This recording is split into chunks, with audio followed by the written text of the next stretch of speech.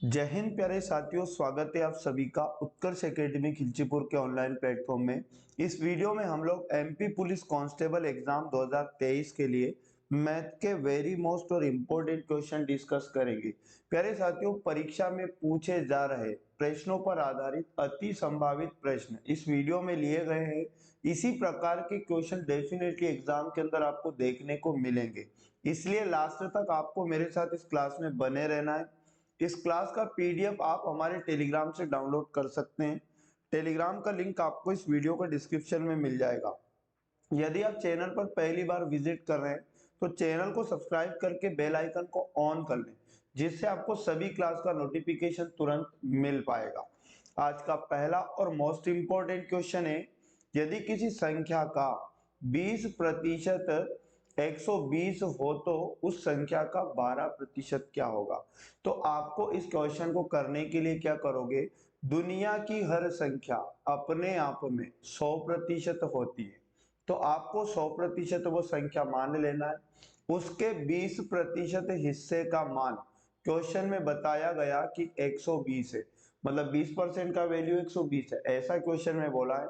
आप क्या करो, 1% का मान लाओ, और 1% का मान आएगा जब आप 120 में 20 का भाग लगाओगे, तो 1% का मान 6 आ जाएगा। अब क्वेश्चन में क्या पूछा, उस संख्या का 12% बताओ। अगर क्वेश्चन संख्या पूछता तो 1% के मान में 100 का गुणा कर देते, जिससे 100% का मान आकर वो संख्या प्राप्त हो जाती। लेकिन क्वेश्चन ने कहा कि संख्या का 12% क्या होगा, तो जो 1% का मान आया 6, इसमें उतने का गुणा कर दो जितने प्रतिशत का मान चाहिए। हमें 12% का मान चाहिए, तो 12 का गुणा करेंगे, 12×72, यानी कि यहाँ पर 72 इस क्वेश्चन का राइट आंसर आ जाएगा। ऑप्शन नंबर डी, ये जीरो हटा देना, ऑप्शन मिसप्रिंट है यहाँ पर। अगले क्वेश्चन की अगर बात की जाए, कोई धन की साधारण ब्याज की दर से 20 वर्षों में तिगुना हो जाएगा, मतलब दर बताना है। मूलधन क्वेश्चन में दिया नहीं है, दर आपसे पूछी है, उसके बाद समय दिया है, तिगुना हो जाएगा। आपको मैं दो तरीके बताता हूं, बहुत ही शानदार। सबसे पहला तरीका तो कि गुना के केस में अगर आपको दर लाना है तो आप डायरेक्ट फॉर्मूला लगाओ। आर बराबर होता है गुना -1 करना, गुना -1, और बटे में आ जाएगा समय यानी कि टाइम, और गुणा में 100 करना। आपका डायरेक्ट आंसर आएगा, रेट आएगी। गुना बोल रहा है क्वेश्चन 3 गुना, 3 -1 करेंगे, बटे में टाइम आएगा, टाइम दिया 20 वर्ष, और गुणा करेंगे 100। तो हमारे पास दर यानी R4 रेट निकल जाएगी। 3 में से 1 जाएगा, 2 बचेगा, 2 के बटे में हो जाएगा 20, और गुणा में 100। 20 से 100 को काटेंगे, 5 बार कट हो जाएगा, 5 2 10 होता है। इस प्रकार रेट कितनी आ जाएगी, 10%। इस क्वेश्चन को आप बेसिक से भी कर सकते हैं। मूलधन क्वेश्चन में नहीं दिया तो मान लो कि प्रिंसिपल मूलधन 100 रुपए था, यहाँ पर दर आपसे पूछा गया, मतलब रेट का मान पूछा। टाइम क्वेश्चन में दिया है 20 वर्ष, और 3 गुना हो जाएगा।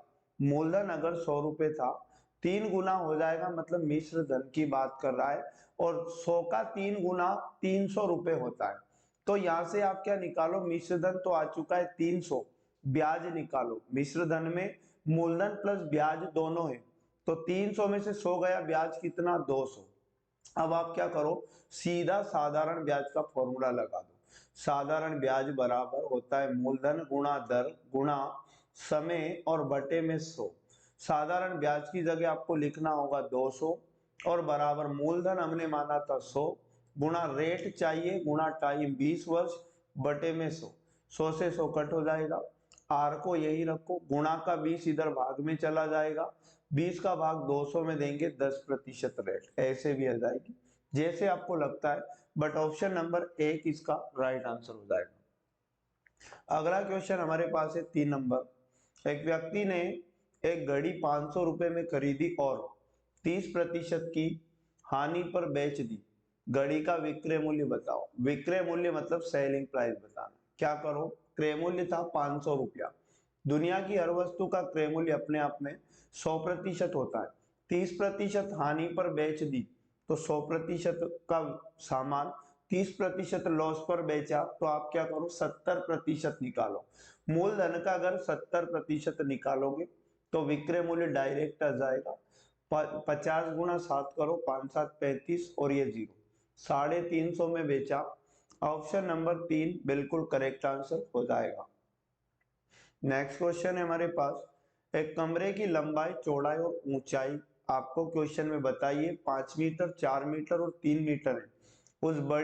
उस सबसे बड़ी बांस की छड़ी की लंबाई ज्ञात कीजिए जो इस कमरे को पूर्णतः रखी जा सकती है। ऐसा क्वेश्चन आए तो आपको क्या करना है, घनाभ का विकर्ण निकालना है। वॉल्यूम एंड सरफेस एरिया, घनाभ का विकर्ण क्या होता है, रूट के अंदर क्या करना, लंबाई का स्क्वायर प्लस चौड़ाई का स्क्वायर प्लस ऊंचाई का स्क्वायर। तो आपके पास डायरेक्ट उस छड़ी की लंबाई आ जाएगी। रूट के अंदर लंबाई क्वेश्चन में बताइए 5 मीटर, 5 का स्क्वायर प्लस चौड़ाई का स्क्वायर यानी कि यहाँ पर 4 का स्क्वायर प्लस ऊंचाई का स्क्वायर मतलब 3 का स्क्वायर। आप इनका स्क्वायर करेंगे तो रूट के अंदर 5 का वर्ग होता है 25 प्लस 4 का स्क्वायर होता है 16 प्लस 3 का स्क्वायर होता है 9। आप जब इनको जोड़ोगे तो आपके पास करनी के अंदर टोटल 50 बनेगा, क्योंकि 16 9 25 और 25 में 25 जोड़ेंगे रूट 50 बनेगा। हम इसे ऐसा लिख सकते हैं, रूट 50 को हम लिख सकते हैं 25 गुणा 2, 25 दूनी 50।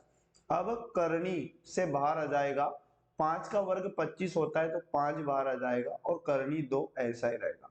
तो याद रखना छड़ी की लंबाई कितनी रह जाएगी, 5 रूट 2 मीटर। ऑप्शन नंबर 4 बिल्कुल करेक्ट आंसर हो जाएगा। नेक्स्ट क्वेश्चन की अगर बात करें, एक कार किसी यात्रा को 11 घंटे में पूरी करती है। वह आधी यात्रा 50 किलोमीटर प्रति घंटे की चाल से, अगली आधी यात्रा 60 किलोमीटर प्रति घंटे की चाल से तय करती है। पूरी यात्रा की दूरी तय करने में कितने किलोमीटर है, मतलब आपको यहाँ पर यात्रा की टोटल दूरी बताना है। क्या करो, यहाँ पर ये करो कि जैसे एक दूरी थी, इसके दो आधे आधे पार्ट थे, बराबर बराबर। क्वेश्चन में बोला गया कि आधी दूरी के लिए स्पीड जो थी 50 किलोमीटर प्रति घंटा थी और अगली आधी दूरी के लिए जो चाल थी वो 60 किलोमीटर प्रति घंटा थी। तो आप क्या करो, पहले तो इन दोनों चालों का अनुपात बना लो। चालों का अनुपात कैसे बनाओगे, तो आपको क्या करना है, 50 को रेशो 60 को लिखा, ये 0 से 0 काटोगे तो 5:6 चाल का अनुपात बनेगा। और होता क्या है, जो चाल का उल्टा अनुपात होता है वो समय का अनुपात होता है। तो यहां से आप समय का अनुपात भी बना लेना। उल्टा अनुपात मतलब 6:5, डायरेक्ट ऐसा करना है।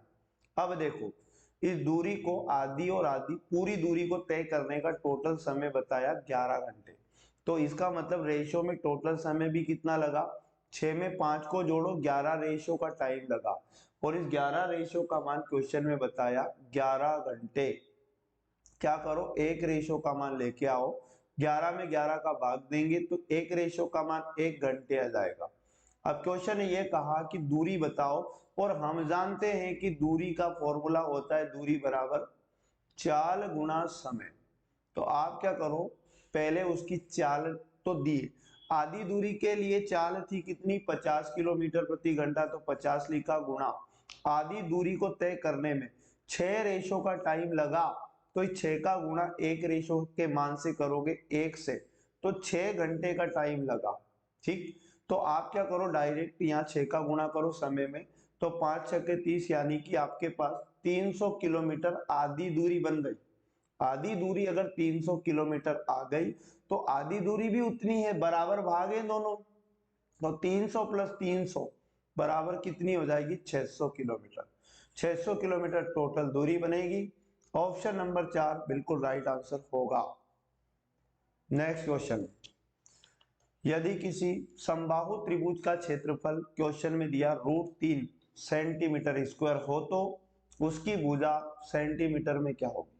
क्या करो, समबाहु त्रिभुज का क्षेत्रफल, फॉर्मूला आपको आना चाहिए √3/4 गुणा a की पावर 2। बस क्षेत्रफल दिया है आपको रूट का 3, इसकी जगह लिखा बराबर करनी 3 की जगह करनी 3/4 a की पावर 2, मतलब a का मान हमें चाहिए, ए क्या होगी याद रखना, इसकी भुजा का मान होगा। समबाहु त्रिभुज की भुजा का मान ए होगा। ए को यहीं रखो, ए की पावर 2 और ये वैल्यू इधर पक्षांतर करो, करनी 3, भाग का 4 इधर गुणे में और गुणे का √3 इधर भाग में, तो ये √3 से √3 कटेगा।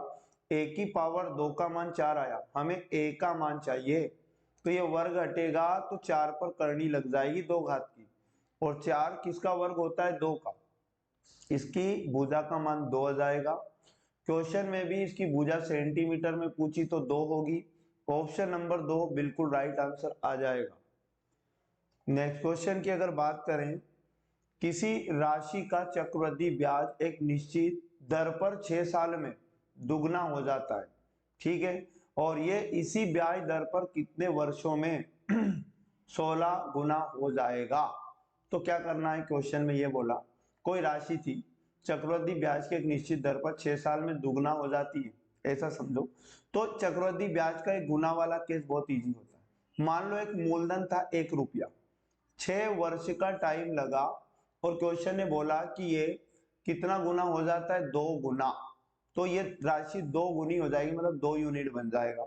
फिर होता क्या है, जो मिश्रधन बना ये पुनः 6 वर्ष में बराबर वर्षों में उतना गुना हो जाएगा जितना गुना पहले हुआ था, मतलब 2 गुना। हर 6 साल में ये मिश्रधन 2 गुना होता चला जाएगा, तो यहाँ पर फिर से 2 का 2 गुना कितना हो जाएगा 4 यूनिट। फिर 4 का आपको 2 गुना निकालना और 6 साल का टाइम लगेगा, तो 8 गुना 8 हो जाएगी, और 8 का फिर 2 गुना निकालो और 6 वर्ष का टाइम लगेगा, तो 8 का डबल 16 हो जाएगा। राशि 1 थी, 16 बनने में कितना समय लगा, यानी 16 गुनी हो जाएगी। कितने 6 साल, 6 साल 12, 6 3 18, 6 चौके 24, 24 ईयर, 24 वर्ष right answer, option number B सही जवाब है।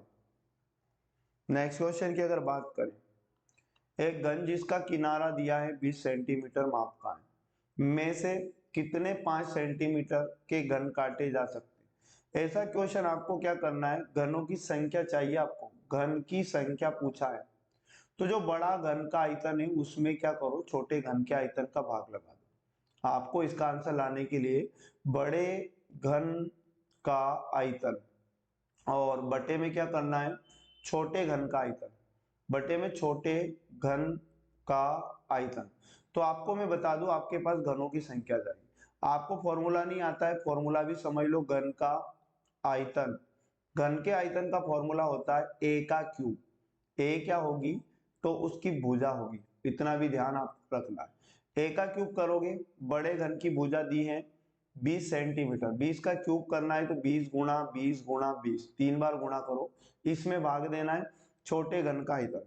छोटे घन की भुजा क्वेश्चन में बताइए कितनी, बताइए 5 सेंटीमीटर, तो छोटे घन का आयतन लाने के लिए 5 का भी 3 बार गुणा करो, 5 गुणा 5 गुणा 5, 5 चौक 20, फिर 5 से 5 चौक 20, 5 से 5 चौक 20, 4 का गुणा 3 बार करेंगे, 4 चौक 16, 16 चौक 64, 64, ऑप्शन नंबर 3 64 घन काटे जा सकते हैं, ऑप्शन नंबर 3 बिल्कुल राइट आंसर हो जाएगा। बात करें नेक्स्ट क्वेश्चन की, क्वेश्चन नंबर 9, 20% तथा 15% के दो क्रमिक बट्टों के बराबर एक अकेला बट्टा क्या होगा। जब कभी 2 3 कितने भी बट्टे दिए जाए, आप तुरंत वस्तु का क्या मान लो, अंकित मूल्य मान लो, क्योंकि होता क्या है, बट्टा हमेशा अंकित मूल्य पर दिया जाता है। अंकित मूल्य मान लो 100 रुपए था, पहला डिस्काउंट 20% का दिया तो आप 100 का 80% निकालना, दूसरा डिस्काउंट 15% का दिया तो आप 100 का डायरेक्ट कितना निकालना, 85% निकालना, 100 का, 100 का नहीं, यहाँ पर डायरेक्ट 80% फिर 85% निकालना, ये 2 जीरो से 2 जीरो कट हो जाएगा, ये 1 जीरो से 1 जीरो, 5 दूनी 10, 5 से काटा 17 बार, 2 से 8 को काटेंगे 4, 17 चुक 68, मतलब 2 डिस्काउंट के बाद ये वस्तु का विक्रय मूल्य आ जाएगा 68 रुपए, मतलब ये जो आया 68 ये विक्रय मूल्य। अब ये कह रहा है कि अकेला बट्टा बताओ, अकेला का मतलब होता है एकमात्र बट्टा, अकेला बट्टा लाने के लिए जो 100 रुपए एमआरपी था अंकित मूल्य, इसमें से 68 को माइनस कर दो, 10 में से 8 गया 2 बचा, 9 में से 6 गया कितना 3 बचा, अकेला बट्टा डायरेक्ट 32% करेक्ट आंसर हो जाएगा। ऑप्शन नंबर 2 सही आंसर है। क्वेश्चन नंबर 10 की यदि बात की जाए, 12,500 रुपये की राशि 4 वर्षों में साधारण ब्याज की दर से 15,500 रुपये हो जाता है, ब्याज की दर क्या है? क्या क्या दिया क्वेश्चन में पहले समझ लो। मूलधन दिया, प्रिंसिपल जिसे कहते हैं इंग्लिश में 12,500। क्वेश्चन में दर का मान भी दिया, मतलब rate, R for rate. Rate तो आपसे पूछा गया है, ठीक है।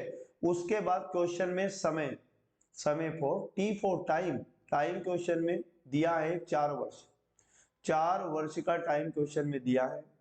और क्वेश्चन में दिया मिश्र धन। प्यारे साथियों, मिश्र धन होता क्या है? मूलधन प्लस ब्याज, अमाउंट जिसे कहते हैं। इसका मान दिया क्वेश्चन में 15,500।